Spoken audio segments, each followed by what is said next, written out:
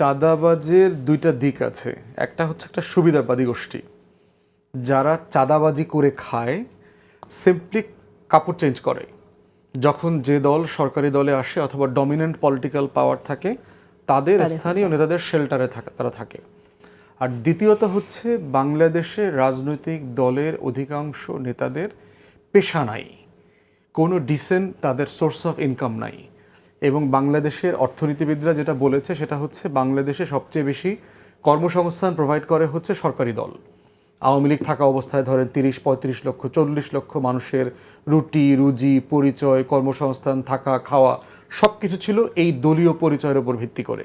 Tempo stand, bus stand, truck stand, Mohakhali, Saidabad, মাদকের ব্যবসা, সীমান্তে ব্যবসা, তারপরে ট্রেন লাইনের আপনার মানে গতি কমায় ব্যবসা করা, নেটের ব্যবসা, ডিশের ব্যবসা, হাট ঘাট মাঠের ইজারা, এই প্রসেসের ভিতর থেকে চলে।